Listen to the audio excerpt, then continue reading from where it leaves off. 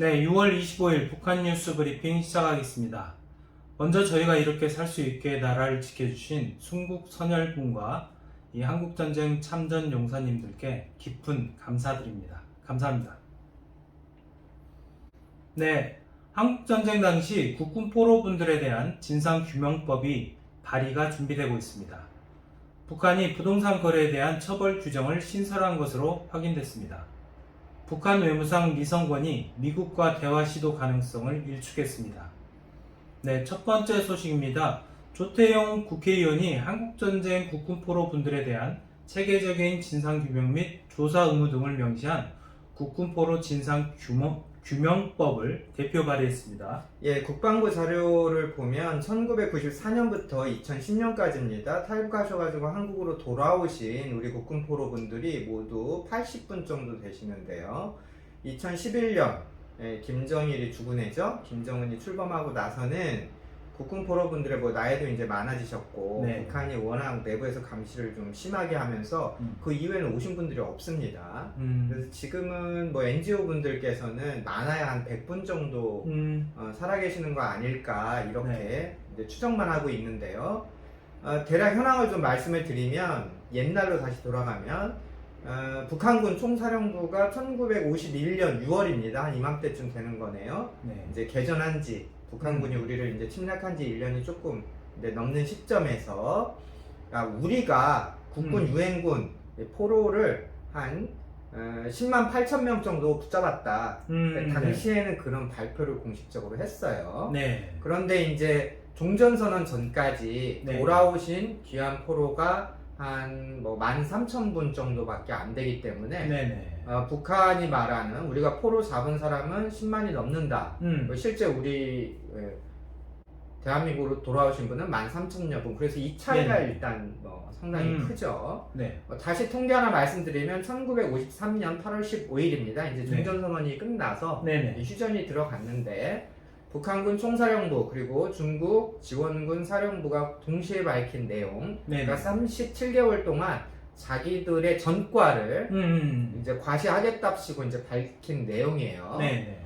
그래서 보면 당시에 그들의 주장으로는 네. 한국군, 우리군 66만 7,293명, 미군 39만 7,773명, 그리고 유엔군 한 2만 9,003명, 이렇게 해서 네네. 자기들이 살상을 하거나 포로를 잡았다, 이렇게 전과 선동을 했습니다. 이런 내용은 이제 60년대까지 북한과 중국의 한국전쟁에 대한 공식 입장 기록이었고요. 네네. 물론 70년대 가면 갑자기 이게 뻥 튀기게 돼요. 그래서 이제 70년대는 김일성 우상화가 국가적으로 시작됐던 때이기 때문에 네네. 김일성의 어떤 한국전쟁에 대한 책임론, 이런 것들을 모면하기 위해서 한국전쟁 전과를 과도하게 말도 안 되게 이제 부풀리는 경향이 있습니다. 네.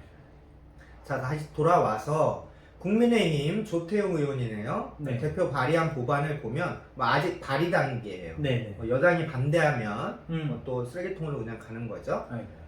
법안을 보면 대통령 직속으로 국군포로 진상규명회를 신설하자. 이게 기본 아이디어 같습니다. 그러면 그 아이디어의 주요 내용이라고 해야 될까요? 그런 게 어떤 게 있을까요? 예, 단순 명료한 편이에요. 그러니까 국군포로 진상규명위원회를 대통령 측 산하로 바로 두고, 네. 여기 위원회에서 이제 4년 이내에 국군포로 관련 자료들을 수집하고 분석해서 그 대강의 보고서를 일종의 백서 같은 보고서를 대통령과 국회에 보고하게 하자. 또 그 다음에는 이제 우리 국군포로 가족분들의 명예회복 사업, 또 기타 후대들에 대한 교육 사업, 이런 것들이 이제 옵션으로 붙겠죠. 네. 조 의원은 국군포로들과 관련한 정부 차원의 기초조사 작업, 필요한 조치가 이루어지지 않았다, 굉장히 늦었다, 국가가 마땅히 할 일을 안 했다, 이런 식으로 평가를 했네요. 네. 솔직히 저는 조금 이 기사를 보고 좀 울컥했는데요. 네네. 정부가 마땅히 해야 할 일을 과거 이명박 정부, 박근혜 정부 때는 왜 안 했는지 이분에게 진짜 묻고 싶습니다. 좀 따져봐야 될 것 같아요. 물론 지금 여당 의원 중에 한국전쟁 때 북한군이 끌고 간 우리 민간인 납치자들에 대해서 납치자라고 하냐, 그냥 실종자로 하자, 이렇게 말도 안 되는 소리 하는 분들까지 있어요. 네. 이분들이 이런 생각 가지는 그 정치 집단이라는 걸 지금까지 몰랐나요? 그래서 사실 좀 불편한 게 음. 실제 권력을 가지고 있을 때는 뭐 하다가 네네.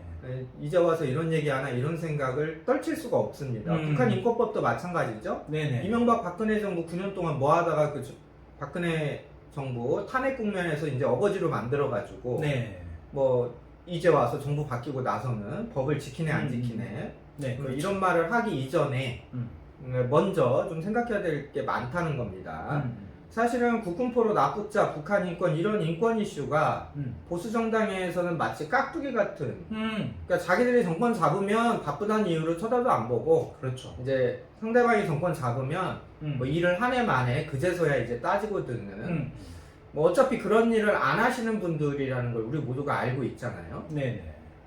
현재 정부에서는 그 범정부 차원에서 네. 국군포로 관련한 대책 모임이 있긴 있습니다. 정부 안에.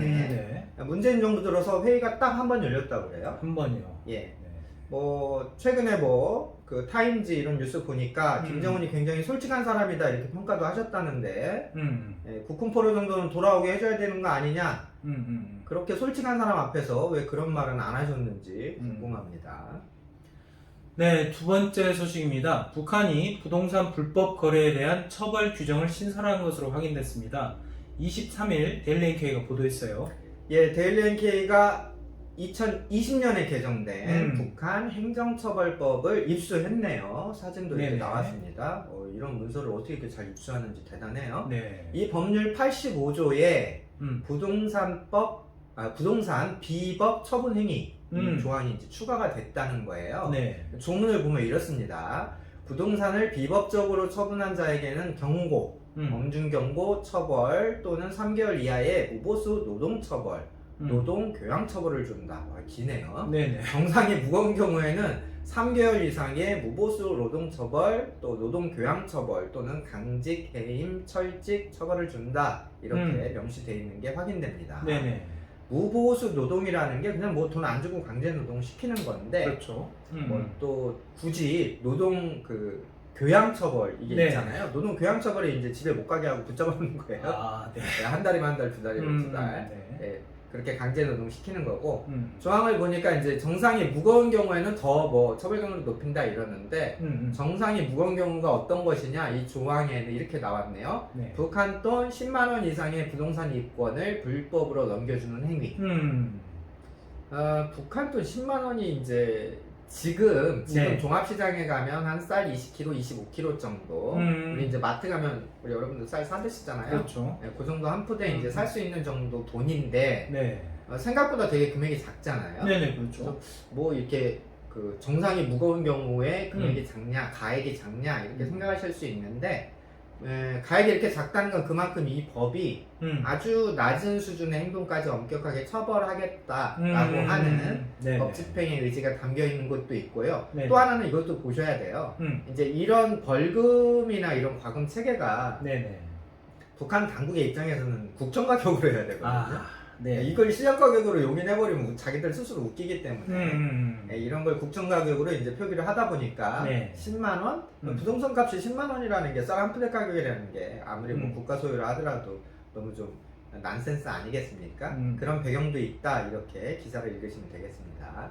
네, 이제 북한이 지금까지 다양한 방법으로 부동산 거래를 단속을 해왔었는데 이번 이 단속 법률이 이것만 있는 건 아니잖아요. 예, 부동산 관리법도 네. 있고요. 산림집 관리법, 뭐 주택이죠. 산림집 이런 법도 있는데 먼저 이제 부동산 관리법을 좀 설명을 드리면 네. 부동산 관리법에 이런 조항이 있답니다. 부동산은 해당 기관의 승인 없이 다른 기관, 기업소, 단체와 국민에게 넘겨주거나 빌려줄 수 없다. 또 산림집 관리법, 그러니까 주택관리법에서는 네. 이 산림집을 매매, 대여, 전월세도 안 된다는 거예요. 금지하고 이를 어길 시 행정처벌을 내린다고 규정이 되어 있습니다. 네. 북한에서는 뭐 부동산, 토지, 건물, 주택, 농지, 바다, 하천 그냥 다 국가 소유라고 보시면 됩니다. 그렇죠. 그러니까 소유는 국가가 하고 이용은 개인이나 생산 네. 단위 주체들이 할 수 있게 이원화해 놓은 건데요. 일반 주민들 같은 경우에는 그 각 뭐 아파트나 단독주택마다 그 집마다 이제 뭐 등기부등본이라고 하긴 좀 그렇고 아무튼 네. 입사증이라고 하는 따로 그 증명서가 있습니다. 그래서 입사증을 이렇게 받아야 제가 이제 그 집에 소유할 수 없고 살 수 없는 거주할 수 있는 그렇죠. 네네. 거주권이 이제 생기게 되는 건데 이 개인들끼리 이 입사증을 이제 사고 파는 그런 건 뭐 이미 15년 전부터 그렇죠. 그런 일이 있었죠. 예를 들면 이제 단간부들 돈 많은 단간부들은 뭐 역하고 가깝거나 마당이 넓거나 뭐 또 서비스차들이 다니는 그런 시장이 가까운 일종의 뭐 역세권이라고 할거 우리 말대로 입지가 좋은 예, 입지가 좋은데 이런데 이제 누가 살고 있으면 그 사람 이제 꼬드기 와서 돈 더 주고 입사증을 네네. 바꾸죠. 아. 네, 입사증을 바꾸게 되고 또 그러면 이제 그 집에 들어가서 터물고 이제 새 집 짓고 자기는 또 이제 좋은 환경에서 살고 이런 관행들이 북한에서 아주 흔하게 확산이 돼 있기 때문에 이런 규제 처벌 조항들이 나오는 것 같습니다. 그럼 말씀만 들어보면 좀 주택만 그런 건가요? 아니면 다른 부동산들도 처벌을 하겠다는 건가요? 예, 법으로 보면, 네. 조문으로 보면 모든 부동산 다 처벌하겠다는 거예요. 그러니까 어떤 특정 시설물이나 네. 우리가 뭐 생각할 때 뭐 석탄이 나오는 갱, 또 뭐 농지, 토지, 네네. 또 이 법조문에는 재밌는 게 잣나무도 있어요. 잣나무. 잣나무가 잣을 따서 그 양강도나 함경북도 쪽, 자강도 네. 쪽에서는 잣을 따서 중국이 정말 수출을 많이 하는 그 외화벌이에서 효자 상품이거든요. 그러니까 여기서 보면 이제 잣 같은 네. 그런 이것까지도 다 이제 부동산 개념에 이제 잡아 넣고 있는데요. 네. 마찬가지로 산림 또 뭐 바닷가 양식장 다 합니다. 다. 또 개인들이 일군 조그만 텃밭이나 창고에 대한 소유권도 함부로 이전하면 안 되고 돈이나 물건을 받고 텃밭에서 뭐 그 지하자원을 그러니까 뭐 이렇게 땅 파서 그런 일이 있나요? 아무튼 땅 파서 뭘 캐는 거. 이런 경우는 있습니다. 네. 사금. 사금. 네, 가끔은 이제 그런 게 나오기 때문에 네. 두만강, 압록강 이제 강 주변에 사시는 분들한테는 가끔 그런 게 있으니까 그런 것까지도 지하자원을 개발 채취하는 것도 금지한다 이렇게 아주 꼼꼼하게 단속 조항을 걸어놨네요. 이런 거래를 해서 발생하는 수익은 모두 국가가 몰수해서 국가재산으로 환수한다는 조항도 잊지 않고 달아놨습니다. 네, 마지막 뉴스입니다. 이번에는 이 북한 외무성 리성건이 입을 열었는데요. 미국 대화 접촉하지 않겠다. 다시 한번 강조했어요. 리성건 외무상이 23일 네. 또 담화를 발표했네요. 뭐 미국과 북한이 지금 댓글놀이하는 기분이에요. 네. 김정은이 지난주에 당중앙위 전원회의에서 말했죠. 우리는 대화도 준비하고 대결도 준비해야 된다. 대결은 더 준비해야 된다. 이렇게 말을 하니까 이걸 놓고 미국 백악관 국가안보부 장관이 흥미로운 신호다. 대화 재개를 그래도 기다리겠다. 김여정이 이제 또 받아쳤어요. 홍보다 해몽. 네. 그 김여정의 말에 대해 또 미국이 김여정 발언 때문에 우리 입장이 바뀌는 건 아니다. 대화라 재개를 계속 기다리겠다. 네. 이제는 이제 북한의 외무상, 뭐 외무부 장관 네네. 되는 리성건까지 또 댓글놀이에 나섰네요. 리성건 말이 이렇습니다. 우리는 아까운 시간을 잃는 무의미한 미국과의 그 어떤 접촉과 가능성에 대해서도 생각하지 않고 있다. 그러면서 또 김여정 발언을 지지하는 네. 그런 표현도 했어요. 발언을 찾아가서 잘했다고 하면 될 것이지 뭘 또. 예, 미국의 섣부른 평가와 억측과 기대를 일축해버리는 명확한 담화를 발표한 데 대해 환영한다. 이렇게 표현을 했습니다. 확실히 머리 조아리는 거죠. 북한이 계속 이 얘기를 하고 있어요. 미국과 선을 긋고 자신들의 길을 가겠다. 네. 자, 북한의 최고 지도자도 말했죠. 최고 지도자의 동생도 말했죠. 북한의 이제 그 미국 대미 채널의 최고 책임자 리성건까지 가세를 해서 미국과 대화 안 한다. 네, 이런 거예요. 중국의 지지만 충분하다면 사실은 뭐 김정은 입장에서 미국과 말 이유도 없고 굳이 거의 뭐 끌려다니면서 그리고 사실은 트럼프와의 그 두 번의 회담이 얼마나 좀 자존심 상하고 굴욕적이었습니까? 헛되면서 여기 오라면 여기 오고 저기 오라면 저기 가서 뛰어다니고 이랬던 거기 때문에 중국의 어떤 외교 안보 경제적 지지만 충분하다면 뭐 김정은 입장에서는 아쉬울 게 없는 그런 상황이죠. 네네. 이런 상황을 놓고 이제 국내 뭐 전문가라는 분들이 미국과 북한이 밀당이다, 아직 밀당 과정이다 이렇게 낭만적으로 해석하는 시각도 있는데 뭐 지지하기는 어렵고요. 어쨌든 지금 이제 문재인 정부 후반부 아닙니까? 이제 내년에 대선이 있고 여기저기서 이제 대선 후보 출사표들이 나오고 있는 상황이에요.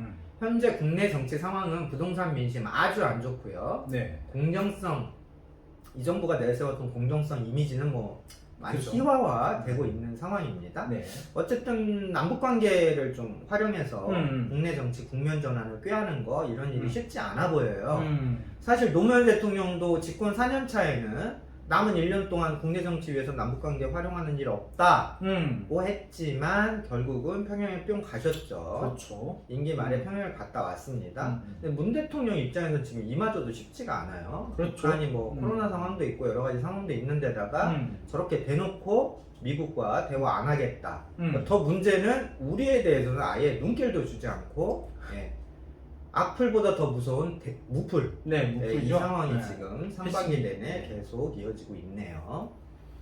네, 오늘 북한 뉴스 브리핑은 여기까지입니다. 감사합니다.